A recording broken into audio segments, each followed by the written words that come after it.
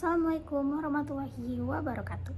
Mohon izin memperkenalkan diri. Nama saya Amalia Zahra dari kelas 101 dan di sini saya akan meresum tentang flora dan fauna saya, yaitu burung enggang dan pohon atau tanaman karet. Saat ini saya akan membacakan resum saya, yaitu burung enggang. Burung enggang merupakan ikon hutan hujan tropis Asia yang memiliki peran penting dalam menjaga keseimbangan ekosistem, terutama sebagai penyambar biji tumbuhan.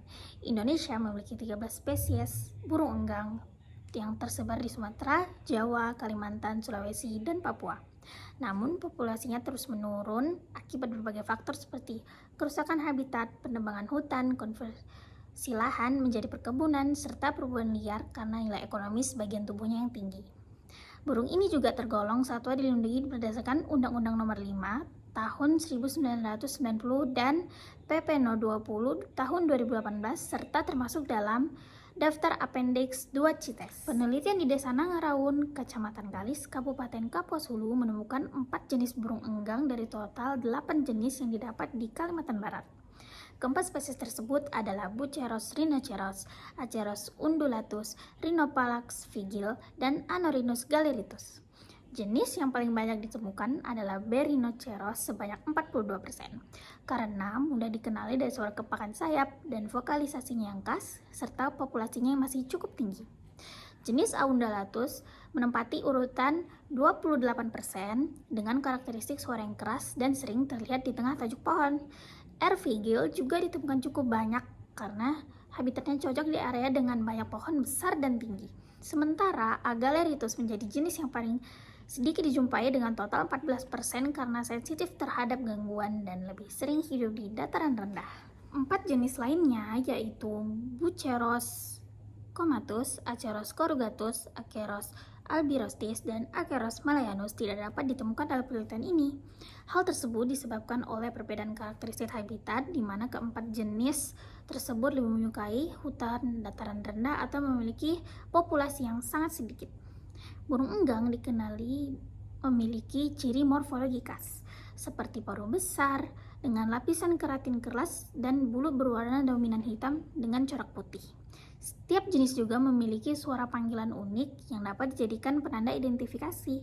Selain itu, masyarakat Desa Nangaraun memiliki kearifan lokal dengan kepercayaan terhadap burung enggang, khususnya jenis Buceros rhinoceros yang dianggap memiliki makna budaya tersendiri. Untuk resume selanjutnya, di sini saya akan membacakan resume kedua saya, yaitu pohon karet atau tanaman karet. Karet merupakan salah satu komoditas perkebunan utama di Indonesia yang telah dibudidayakan sejak lama dan memiliki nilai ekonomi penting. Sejak awal pembudidayaannya, Indonesia dikenal sebagai salah satu penghasil karet terbesar di dunia. Namun kini menghadapi persaingan ketat terutama dari negara-negara lain seperti Thailand.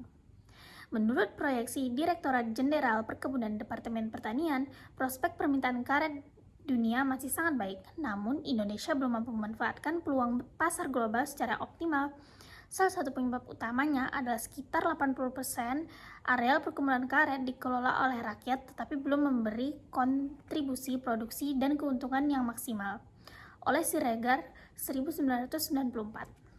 Analisis finansial menjadi penting dilakukan untuk mengetahui sejauh mana usaha perkebunan karet dapat memberikan keuntungan, sehingga dapat menjadi acuan dalam pengembangan usaha di masa mendatang. Secara historis, tanaman karet pertama kali ditemukan pada tahun 1493 oleh Michel de Cuneo, dan pada 1825 diterbitkan buku pertama mengenai botani tanaman Hevea brasiliensis.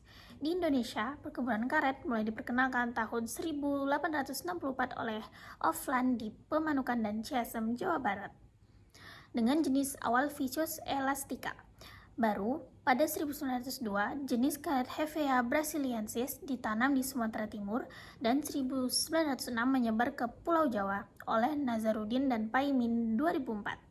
Perkembangan perkebunan karet di Kalimantan Timur menunjukkan dinamika yang cukup signifikan.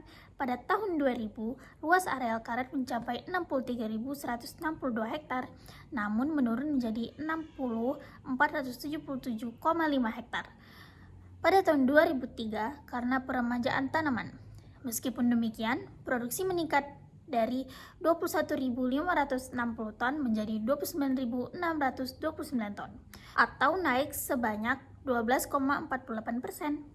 Peningkatan ini berdampak positif terhadap pendapatan petani di mana rata-rata hasil mencapai 904,84 kg per hektar dengan harga 3.964.000 per kilogram, sehingga menghasilkan pendapatan sekitar 3.586.785,76 per hektar per tahun.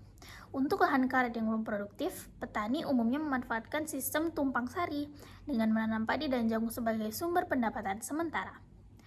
Oleh Anonim 2004, sekian dari beberapa resume yang dapat saya sampaikan. Terima kasih. Wassalamualaikum warahmatullahi wabarakatuh.